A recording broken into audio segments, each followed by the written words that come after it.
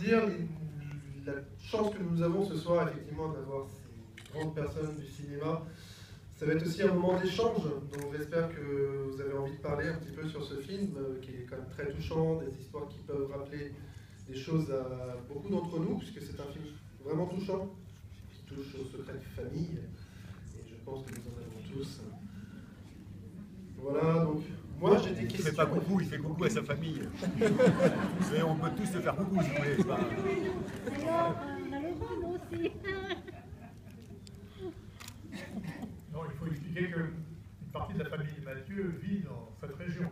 Donc c'est à eux qu'il félicite. Oui, oui. Ils doivent être très touchés par cette histoire, notamment par rapport à la maison. Voilà, voilà. Bon. Je vous laisserai la parole, je vais vous laisser réfléchir éventuellement à quelques questions. Peut-être que certains d'entre vous en ont déjà et veulent... Ah, monsieur. On vient vers vous avec un micro. C'est Jean-Marie Larieux. Vous voulez qu'on fasse là? Oui, bonsoir. Non. Oui. Le moins qu'on puisse dire de ce film, c'est qu'il est tout feu, tout flamme.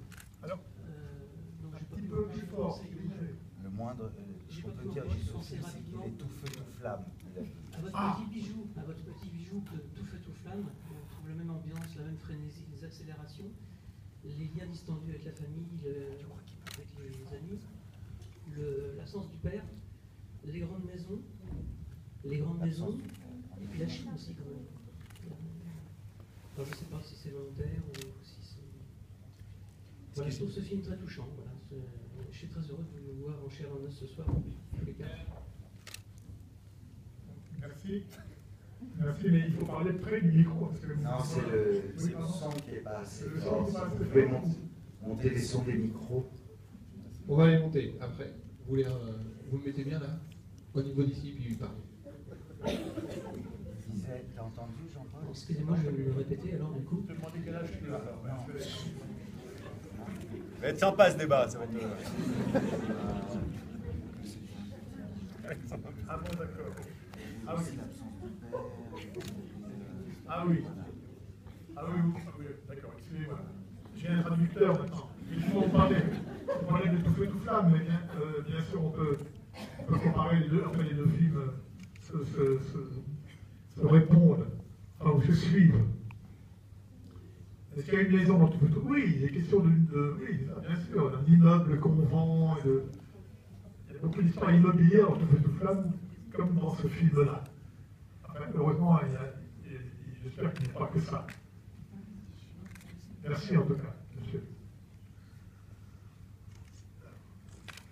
Avant de vous donner la parole, c'est vrai que vous nous avez un petit peu manqué. Vous avez une filmographie qui est vite. Ça fait quelques années qu'on ne vous avait pas vu depuis mon voyage.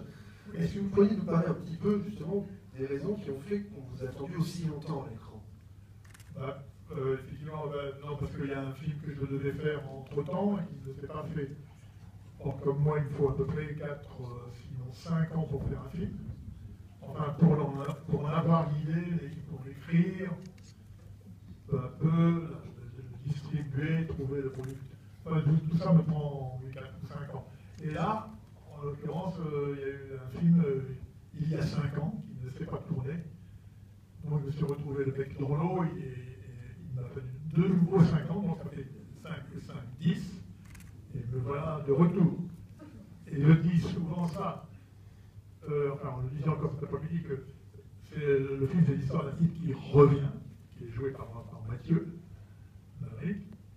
Et en fait, c'est aussi un film, c'est moi qui reviens en fait. C'est moi qui reviens. Non pas en France, mais sur le territoire du cinéma. Voilà. Et maintenant, Gilles va vous chanter quelque chose. Merci Jean-Paul. Alors, vos écouteurs? Hein? Ah, je suis là. Le Vos écouteurs? Bonsoir et bravo pour ce film déjà. Dans le micro, hein. Mais, bravo pour ce film. C'est mieux là? Oui. Oui. J'avais 2 questions. Ouais, je suis embêtant.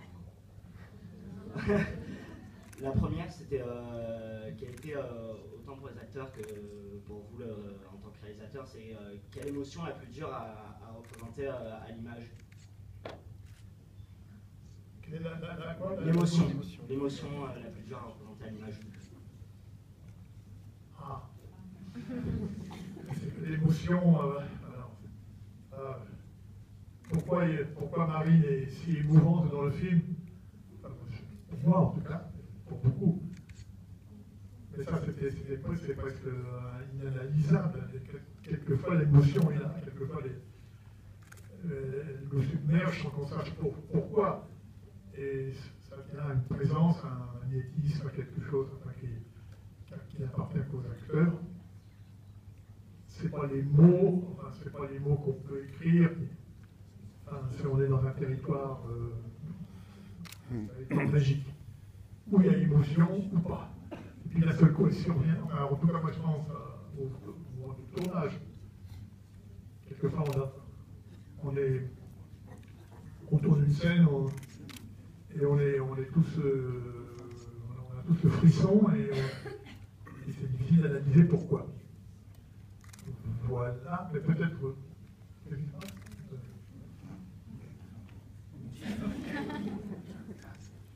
Tu veux parler de ça?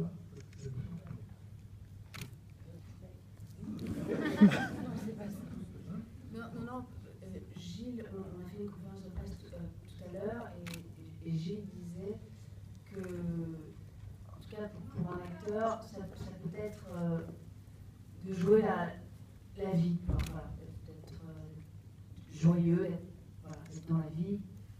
Voilà, en tout cas, c'est des choses qui peuvent être plus compliquées que des scènes dramatiques. Enfin, un peu plus simple.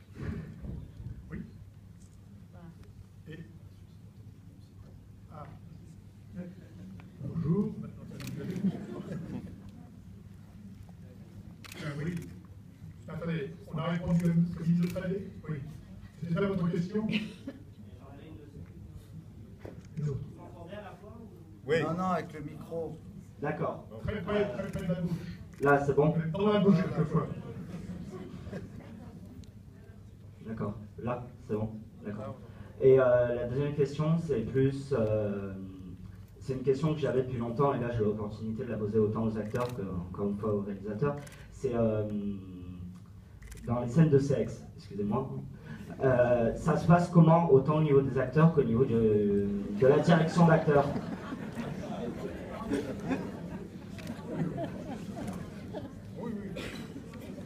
C'est tout ce que tu as retenu du film, en fait. Bien.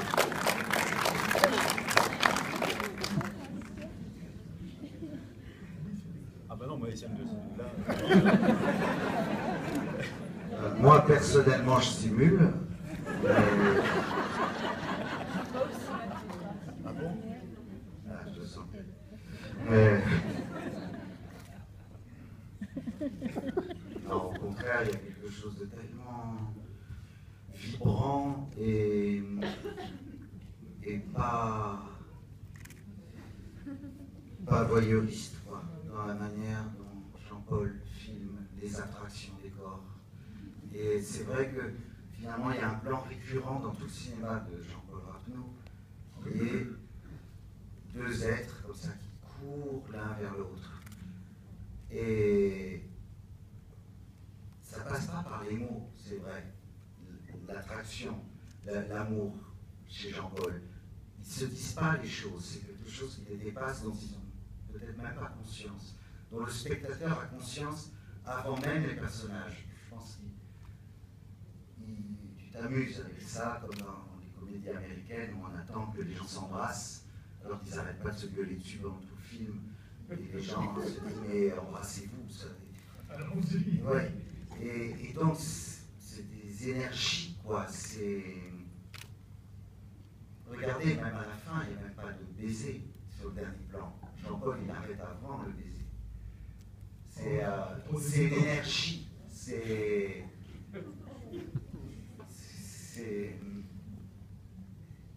Voilà.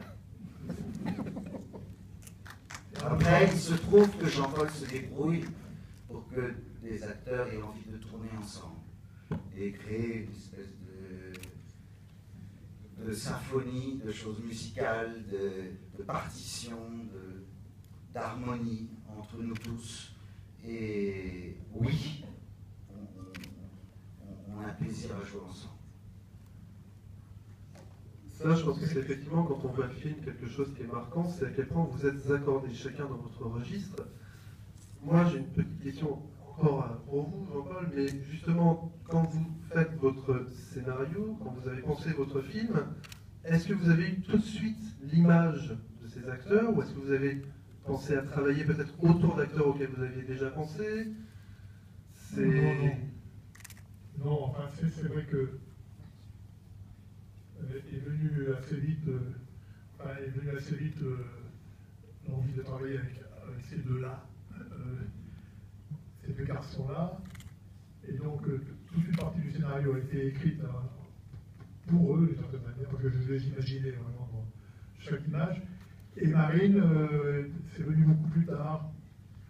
Et c'est parce que, en fait, je ne savais pas à quoi ressemblait cette personne. Et puis, en fait, quand je vois le film maintenant, avec ce qu'elle a fait, ça a l'air d'avoir été écrit pour elle. Quoi.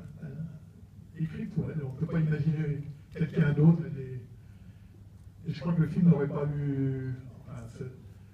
on parlait d'émotion tout à l'heure, mais il n'y aurait pas eu l'émotion en question si ça avait été joué par je dirais une Péronnelle, vous voyez, c'est-à-dire une film de comédie qui... Ça aurait été absolument insupportable. Insupportable.